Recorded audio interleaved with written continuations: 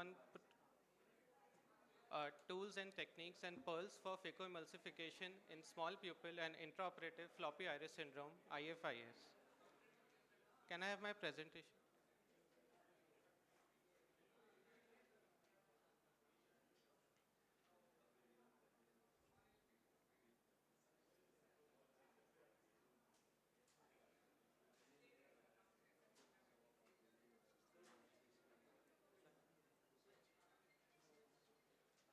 With patients having use of chronic myotic drops used such as pilocarpine for glaucoma, and in diabetes mellitus cases and previous history of uveitis in cases of uveitis with complicated cataracts, in pseudoexfoliation, in intraoperative floppy iris syndrome, in patients who are taking medicines for benign prostatic hyperplasia such as tamsulosin, terazosin or dexazocin, and in cases of trauma to the iris, or in cases of neovascular glaucoma due to rubiosis iritis.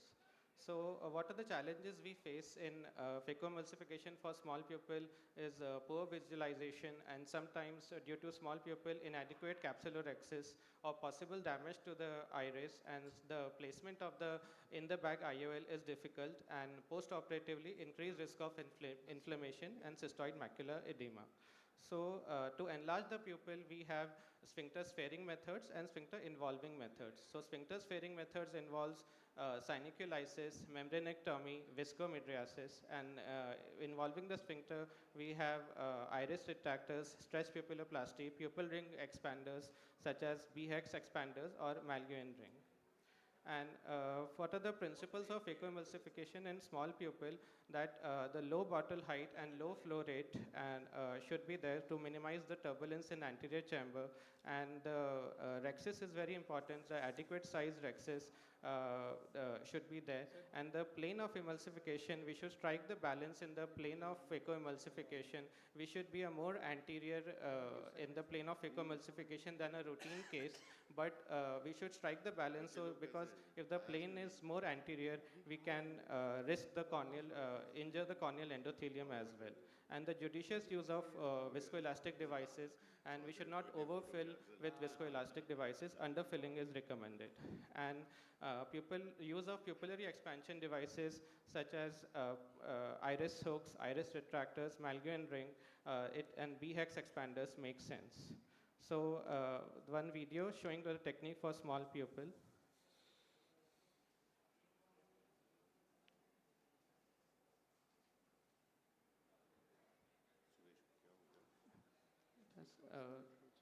This appropriate size rhexis is recommended, and we should, in the case of small pupil, we should go near the pupil margin so that the rhexis size is appropriate.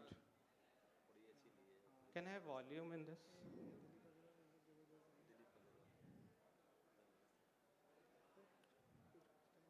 And the plane of the phacoemulsification should be a little anterior, and strike the balance, it should not be more anterior, and we should be always near the center of the pupil to avoid the complications.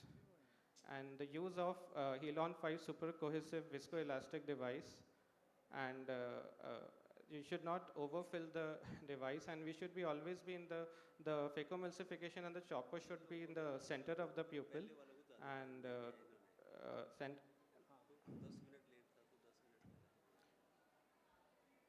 and in these cases, hydrodissection is also very important. Minimal fluid should be there for hydrodissection, so as to avoid the increase in the capsular back pressure. And the bottle height and the fluidic parameters should be low to avoid the turbulence in the anterior chamber. And after the in the bag IOL placement, proper removal of the viscoelastics by bimanual irrigation aspiration. And the use of the Malguin ring, it comes in two sizes, around 6.25 millimeter and 7 millimeter, and it has various scrolls. First, the distal scroll is placed, and sometimes while placing the distal scroll, both the lateral scrolls can be placed on the iris. And lastly, the proximal scroll is placed on the iris. And it gives a gentle and uniform enlargement of the pupil. And then we can now proceed for the capsular access.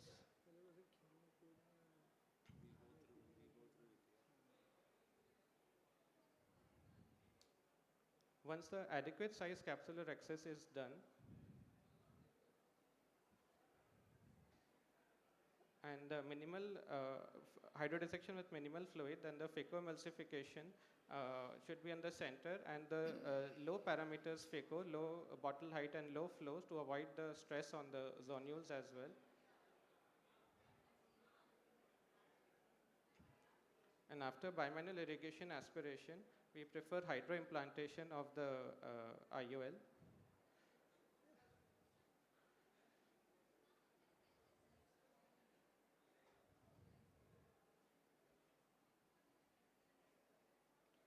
And the complete removal of the viscoelastics from the capsular bag.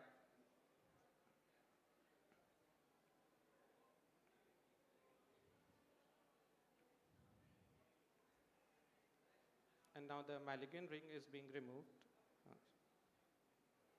Removed gently so as to avoid minimal damage to the iris. So there is no single one trick here. It is a multi-pronged approach for management of for phacoemulsification in small pupil as well as in IFIS cases.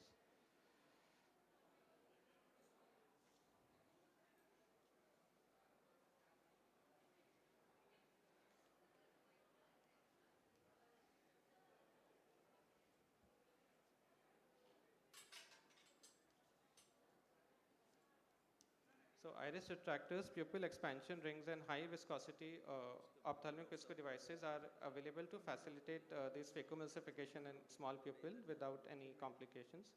And this multi-pronged approach which we follow are pre-operative atropine drops 1% 2 times a day, 2 days prior to the surgery. And this incision, the main port and the side port incisions, the smaller incisions but with longer tunnel. To avoid the risk of iris prolapse from the incisions. And the dispersive OVD is better, but one should not overfill. And the hydrodissection with minimal fluid so that the capsular bag pressure does not increase much. And low, as I said, low bottle height and low phaco parameters. And if possible, one can use single-handed phacoemulsification and with the anterior plane of phacoemulsification. But sometimes in denser nucleus, single-handed phacoemulsification is not possible. And in OT, we can use solutions like epi-sugarcane, which contains epinephrine 0.025% and lidocaine, and intracameral lignocaine injection, and as well as phenocaine injections and adrenaline in the balanced salt solution.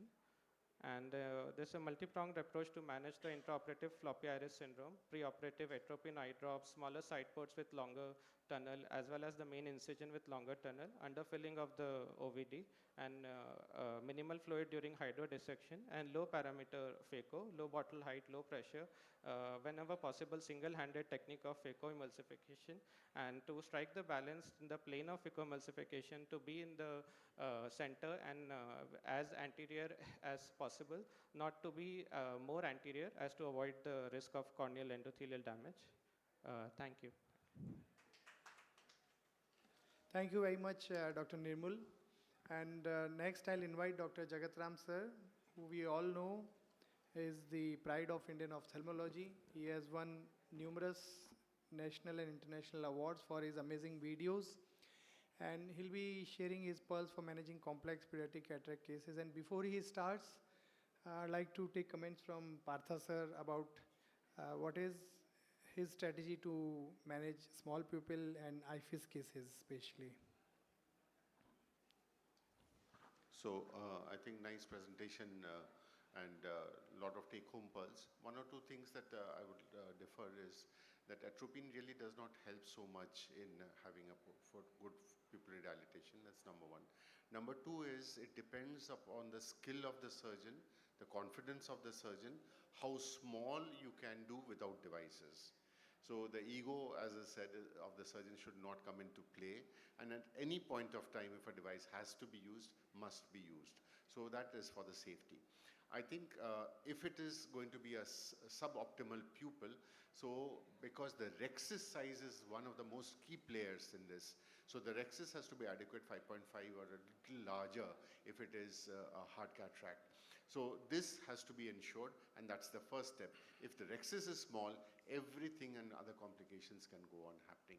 Good use of viscoelastic, cohesive viscoelastic in the ports sides, so as to tamponade and physically open up the pupil as much as possible. These are just a few key points. So, thank you, sir. Dr. Partha Vishwas, Dr. Harshul Talk, and friends. I will be speaking on surgical pulse for managing complex pediatric cataract cases. If you see these children, they come to us with visually significant cataract. And you will see majority of them, they are bilateral, and 10 to 15% of them are unilateral. Each of the eye which we operate, you have to dilate to see the morphology of the cataract and plan the type of the cataract surgery which you are going to do. Only then you can detect these complex cases. This is one patient, posterior lenticonus. You cannot find it out if you do not dilate the pupil.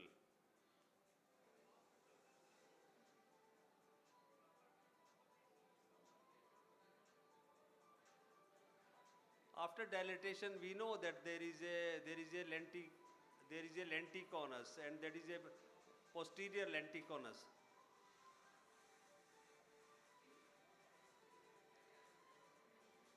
We stain the anterior capsule with trypane blue dye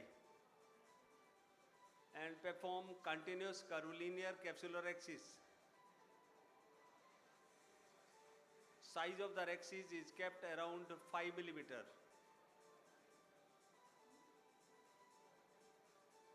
A limited hydrodissection, because if you do vigorous hydrodissection, it lead to rupture of the posterior capsule. Cortex is removed, and you can see that this is the posterior lenticonus, and which we will deal after implantation of IOL, that is hydrophobic acrylic IOL, in the capsular bag. After implanting IOL in the bag, appropriate size posterior capsulotomy was done, and this has ensured the implantation of IOL in the bag. And this triamcinolone, this helps to detect any of the traction which is there, vitreous traction. In smaller children, we place suture particularly on the main incision.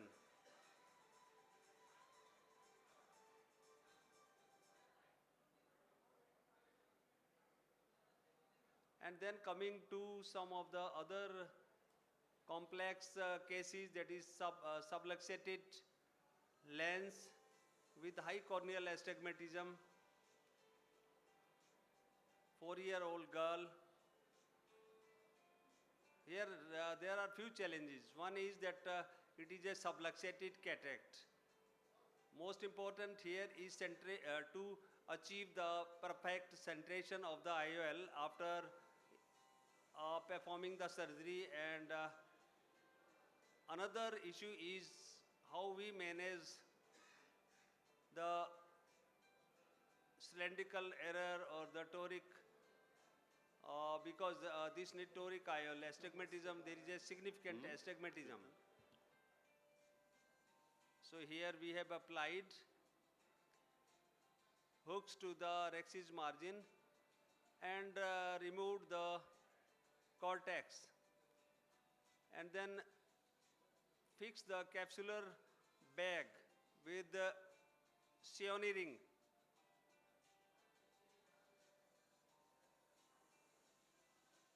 Almost perfect centration of the capsular bag is achieved. Then implantation of the toric IOL into capsular bag, and This is Callisto where we have used in this case.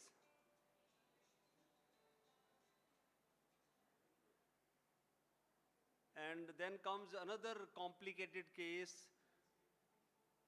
that is PHPV, or now known as persistent fetal vasculature in children.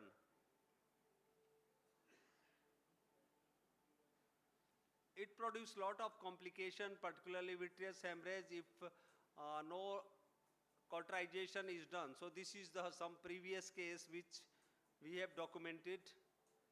So these are the animation, how we should do it, how we cauterize the vascularized membrane.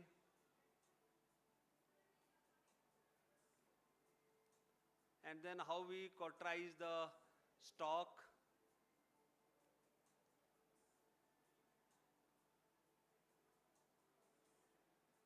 These are the animations. And then come a real case, 2-year-old child with persistent fetal vasculature, and there is a thick vascularized membrane, very thin anterior capsule, but we could achieve a perfect rhexis. Cauterization of the membrane, vascularized membrane, and it is difficult to cut it with the vitractor.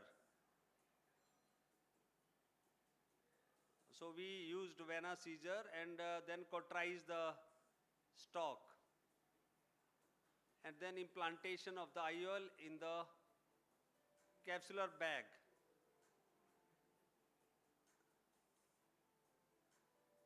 These are some of the other situations in PHPV which we have managed. So this cataract associated with PHPV is a challenging situation, and we can manage it.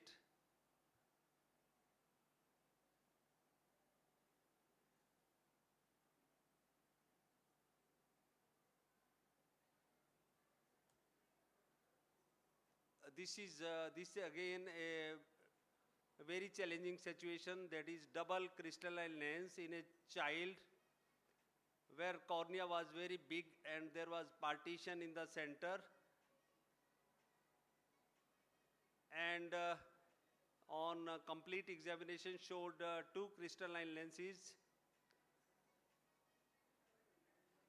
We thought that what should be done in such a child. Though this is extremely rare situation,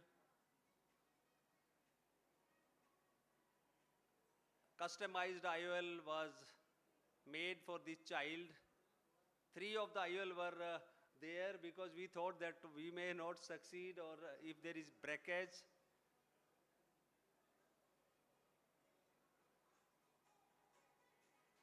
So we did 2 continuous curvilinear capsulorhexis on each of the lobe of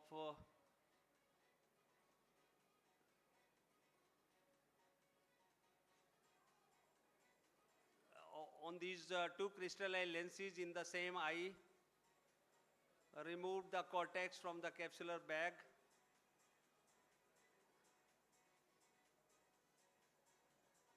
and implanted this mega IOL into capsular bag on each side. Single IOL in these 2 crystalline lenses. Central area was aphakic.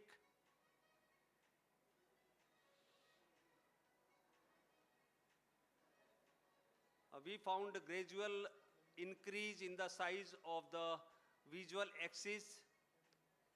We anticipated contraction of the posterior capsule, so there was gradual increase. So we could manage these double crystalline lens. So I am not going to show much because my time is close to over. Long-term follow-up is important in these children with pediatric cataract. This is one child operated in 1997, and 25 years later he has completed his MBBS now only recently last year because he had excellent vision. Thank you very much.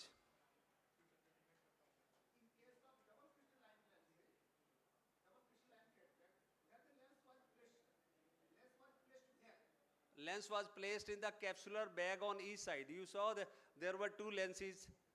Both were vacated. Haptic and part of the optic was placed in one, and haptic and part of the optic was placed in another. Central area was aphakic. We have to understand this, no? Central was aphakic, but on each side there was capsular bag, left side, right side. You saw the image on the right side, left side, there was a capsular bag. So haptic as well as optic, part of the haptic, 100% haptic and part of the optic was placed in the capsular bag. Single lens, that customized was a lens. single lens, yeah. So this is what we have to understand. This is, I think, not difficult, but no, single optic. It was a single optic.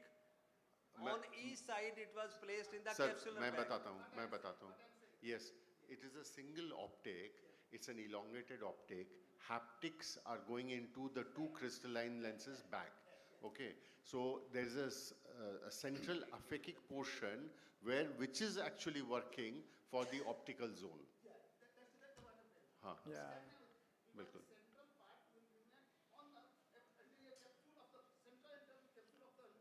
Yeah, but because there is both the haptics have gone nicely in the capsular bag, yes. Yes, yes.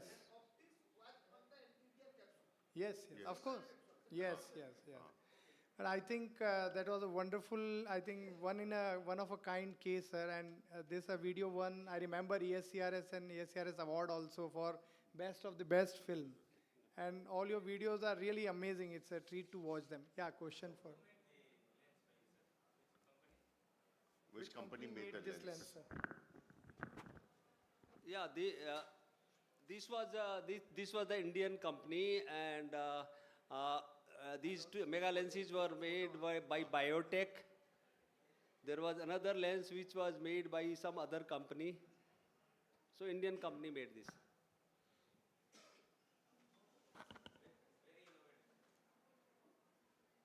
Every time I see this video, I get inspired. Sir, Dr. Harshul talk. Always, I think he does some outstanding job. He will be speaking on pulse for phacoemulsification in black and white cataract cases. These are the really black and white cataract cases, as you will see.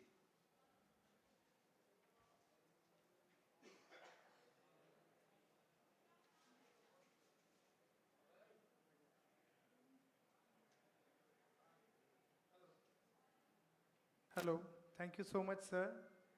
And so I'll be sharing some videos demonstrating how we can safely conquer this brown, black, and white beauties, what I call them. Being in India, we need to tackle with these kind of cataract day in, day out. So this is the technique for black cataract which I presented in 2010 in ESCRS Paris, what I call drill and chop technique. And for years I've been teaching this, and it works wonderfully in almost all kind of harder cataract. So we all know that these cataracts, they need some special considerations, that we need to stain anterior capsules so that we make a capsular axis of good size, and the axis should not be very small, because when we are chopping, we may damage the anti-capsular axis margin, and if it's too large, we lose all the benefits of putting the IOL in the capsular bag. So it has to be adequate size capsular axis, and once you make capsular axis of adequate size, this is 1.8 millimeter phaco tip which I routinely use. And so the idea here is, we all know that the main strength of this kind of cataract lies in the central endonucleus. The central endonuclear core is very dense and hard in these cataract, so we need to tackle that first. So what I'm doing here is drilling in the center. So you are drilling in the center and rotating the nucleus by chopper and drilling deep down the surface. So you are weakening the central core. So by weakening this central core, you are creating a good depth also. And how does it help is when you chop the nucleus, your phaco tape is holding the nucleus at a deeper level. And when you are chopping, your chop becomes much more effective. Believe me. So it's different from crater and chop technique is, and in crater and chop what has been described by Dr. Vajpayee is you make a crater till almost capsular axis margin. But here I'm just made drill here in the center. So you have this entire area good for chopping and you have this area for holding the nucleus. So once you have drilled adequately deeper, so you can hold the nucleus, it's not a trench, so you can hold it from anywhere you want, you feel when you realize that it's you're drilled deep enough. So once you have this hold, you see, you chop like this and it separates and divide it anteroposteriorly all the way throughout. So rotate the nucleus 180 degree, and once you rotate it, again hold from one side. I turn my bevel on right side, hold it and chop it again, and this completes the crack. And this is our aim, to have two complete half. And see what drilling has helped is it has made a bowl there. So there are no thick leathery fibers there. Again, you rotate 90 degree and again divide the nucleus. And once you have this, you can further subdivide the nucleus into smaller pieces and take all these pieces one by one.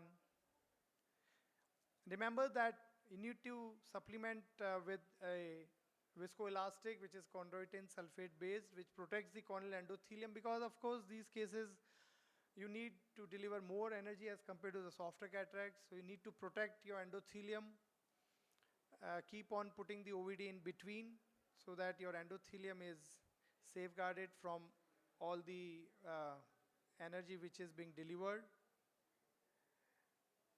And then you finish the case and put the IL in capsular bag. So that was coming to the white cataracts.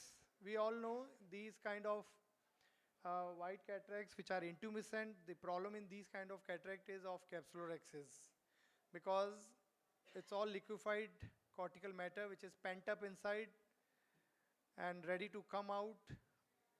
So I put a cohesive viscoelastic there, and what I use is a sequential two-stage capsular axis. This is a 26 gauge bend needle.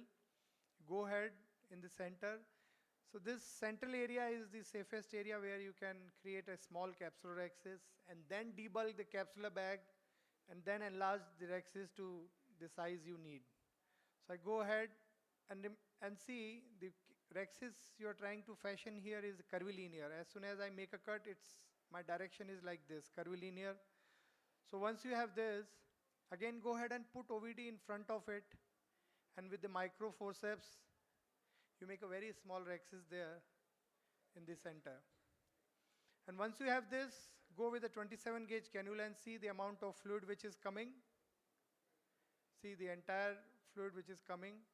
It's important that you don't only go from main port, you go from side port, because it's the entire 360 degree which you intend to debulk, because this liquefied cortical matter is there all around. So once you have done debulking, you go ahead with micro scissors, give a small cut, and you use micro capsular axis forceps, and you can see I can create a capsular axis of adequate size without any problem. So believe me, the time which you spend in making a very small axis in the center, debulking it, it helps you in almost all the cases of intumescent cataract. Nothing great in chopping them, because most of the cases are brittle, but still there is no epinucleus, you need to be careful. And this is the hydroimplantation technique which I described in 2010, and it was published in JCRS. So just put irrigation cannula there and you implant IOL. And this is the modified hydrostitch cannula which goes by my name. It is very helpful in topical cases. This is another case of phacoemulsified glaucoma. You can see this patient had attack of phacoemulsified glaucoma, again done under topical anesthesia. Again same principle, go ahead, make very small rhexis in center, and after this see the amount of fluid which is coming. You try to make a rhexis in one go in these kind of cases, it will definitely, most of cases going to go in periphery. But debulk like this, you are safer. See the amount of fluid which is coming. So I go ahead from side port also. So go from both the side ports, main ports, try to debulk as much as possible before trying to enlarge the rhexis. So again, I'm enlarging the rhexis very easily. But you need to use microcapsulexis forceps because by that you can control the direction very well as compared to cystitome. In cystitome, you'll never get this type of control. So you should always have these 23 gauge microforceps which goes through side port. You may need to use left hand, right hand, but so this finishes the case easily. Another case of Morgagnon cataract. Now, problem in Morgagnon cataract is not of increased intracapsular pressure. The problem here is that zonules are weak, anterior capsules is fibrotic. So the moment you give a nick here, the fluid comes out and pressure drops down. So rhexis never extend in these, but you need to be careful while you are fashioning the capsular rhexis that you don't damage the zonules. The fluid keeps on coming. You need to keep on either irrigating it out or you need to push OVD to see the view. So you need to be careful through fibrotic areas. And once you have this, the nucleus here is very mobile. So the trick here is to do chopping from horizontal chopping, get your chopper from equator, hold it. They see the leathery fibers there. So in these kind of mobile cataract, first you don't get a good hold. So you need to drill in center and hold it nicely and do horizontal chopping in these kind of cases. See again, I'm holding it, lifting it above towards endothelium and dividing it into smaller pieces. So once you have, you can easily emulsify the. And you should always secondarily enlarge the rhexis after putting IOL so that you have adequate size of the capsule rhexis in the end. I think my time is also up. So with this, I'll finish my presentation. Thank you very much, sir. Thank Any you, Dr. Harshul, for your beautiful presentation. I think very beautifully he has highlighted that how we stain the anterior capsule in intumescent cataract, even in black cataract, adequate size rhexis, larger rhexis. Maybe in intumescent first smaller, but then one can increase, but in black cataract, ultimately it has to be larger rhexis so that we can handle the nucleus. Third thing is coating of the endothelium, particularly in black cataract, because there will be much more damage. In black cataract, corneal edema will be much more. So now we have Dr. Partha Viswas, who is the incoming president of AIOS, our past chairman scientific committee, past ARC chairperson,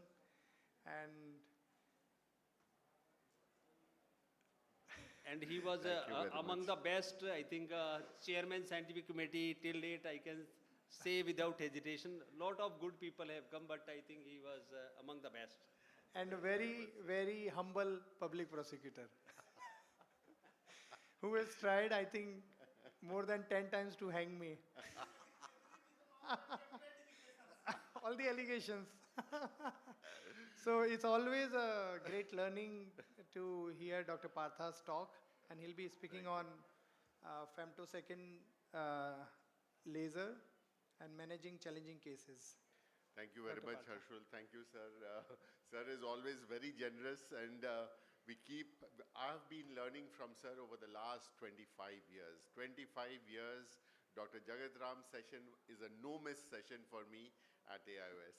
So, and I think that still follows for all of us. So the femtosecond laser, does it hold a promise? Is it a reality? Is it something that we need to have in our armamentarium? And that's something that we need to answer. So I've been asked to talk about in the complicated case scenarios. But even in the uncomplicated case scenarios, there are definite advantages of the femtosecond laser, leaving price as a factor. So, but let us come when we need to actually counsel our patients that you have a difficult cataract scenario, and if you can go ahead with a femtosecond laser, that would give a better option for your cataract. So posterior polar cataract, and this is something that we definitely all the time are aware of. We have our definite amount of advantages, disadvantages, skills. But here, as you can see, that while we are doing the femtosecond cataract, we have decentered, we have taken up the zone, and it is a 800 micron zone in which we have actually done the phacoemulsification or the separation of the cataract. Now, after that, as you can see, that what we need to do is do a very, very gentle rotation, if it can be rotated with not hydrodissection but hydrodelamination. And in these cases, hydrodelamination, because of the quadrant cut, is quite possible, and it can be done very, very easily. So removal of the cataract is not a difficult aspect. What it gives, what does the femto give an advantage? It gives that cushion of epinucleus which is undeterred. And if that cushion of epinucleus is there, the protection to the posterior capsule is much, much better. And we can remove the cortical matter, place in the lens, and that usually gives a big advantage. The number of PCRs following a cataract, a posterior polar cataract, definitely is less than in the femtosecond laser cataract surgeries as compared to the phacoemulsification. Let's look at the next situation, and this is a very, very hard cataract, as you can see. And does it give definite advantages? Well, the ports can open very well, and making of the ports are not so difficult. And if we have to remove this cataract, you can see that it has the capsular rhexis is floating out. You just have to take it out. But this cataract has to be done, has to be performed with high molecular weight viscoelastic and BSS plus to give a protection to the corneal endothelium as much as possible. Here again, the rotation of the nucleus has to be very, very gentle. Of course, this has been fast forwarded at times so as to give for the time limits. And here we have 6 sextants cut. And what we need to do is, all these sextants actually have been severed to 800 to 900 millimeters. So therefore, which leaves only just about 600, 700 of the posterior plate. So therefore, if it can be separated, the separation goes down directly up, leaving only about 500 or 600 microns of the cortical matter as well as the posterior capsule. So you can see that this flower petal opening or the pie opening is very, very swift, and you can do this. And the separation of the nucleus has taken place extremely well, and you can go right down. And of course, phacoemulsification of these fragments have to be done with great care, viscoelastic being supplemented all the time. And if and in such cases, obviously the corneal endothelium is definitely protected. So we go over to the next and the more important part, again, a subluxated cataract with CTR. So you can see that it is a subluxated. There's hardly about 2 millimeters of anterior chamber depth, and the cataract is quite up. So you will see that we have done the nucleus fragmentation. We will do the capsular, we have done the capsular rhexis also, but we have not done the side ports, because as you can see that the side ports are nearly encroaching when we do it with the side port knives, it is nearly encroaching on the anterior part of the capsule. So we have to be very judicious how we do position it, and once one side port is opened, then very gently viscoelastic cover and very, very gentle place hydrodissection has to be done, because you never know which part of the zonule is going to give away. But what is the big problem with the subluxated cataract, and all of us have faced it, is the rhexis. Now here, in this case, the rhexis is very well done, without any trouble, without any trauma, and it has not taken time. So the rhexis and a circular central rhexis in a subluxated cataract which is off-center, even the rhexis can be decentered so as to be positioned well.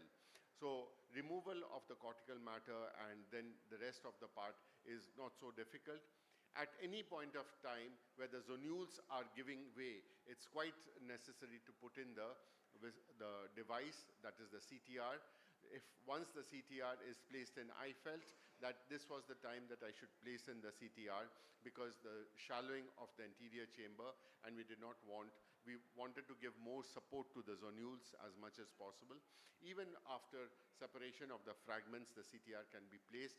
You just need to identify the capsular rhexis edge, and then it just goes in very well. So with the support of the CTR, the rest of the part is not so difficult.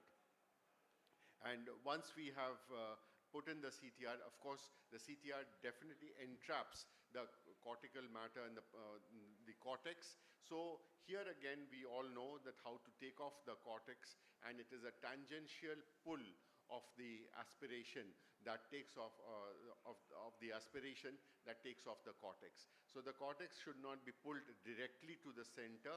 It should be in a torsion, in a circular fashion, and then it swiftly comes out. So with this in mind, and if of course the bag is still unstable, we can put in an AMED segment whenever it is required. And in this particular case, the patient did not require an AMED segment, and as you can see that we are putting in viscoelastic to help stabilize the bag and to have the bag in place. So removal of the cortex, as you can see, is in that same fashion. But if you have done a good hydrodissection, a very gentle one, in such a case, it's not difficult, and that the entrapment also is relieved quite well. So with these difficult scenarios, I would really like to say that Femto is definitely a reality, and we are definitely ready for the prime time in Femto. So, but of course, the difficult cases, definite advantages. But if you have access to the Femto-Laser, it also makes your routine cases quite easy. Thank you very much.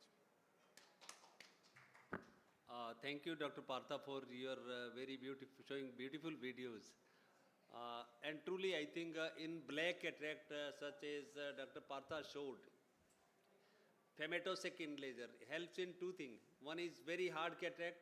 If there is a astigmatism, that at least if it is one diopter or less than one, that can be also dealt.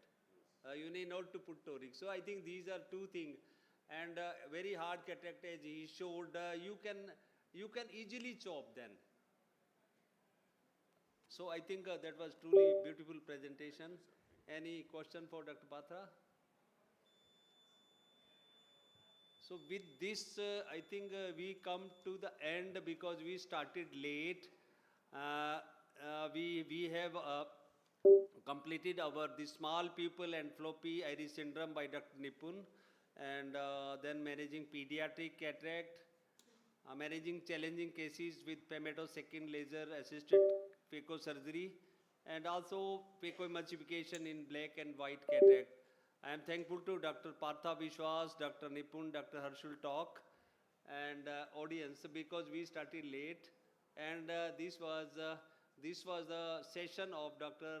Suresh Pandey, who could not come. Yeah. So thank you very much, sir. Thank you, sir.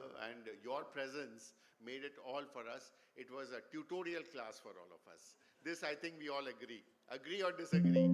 Agree. Priyam, put up your hands, please. Agree.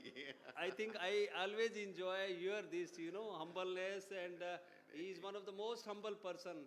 If you see his hospitality while he invite, how he take care of the person. He will take care as parents will take care of the children or senior citizen, like that. Sir, Always pleasure. Thank you so much. thank you, sir. Thank you, sir.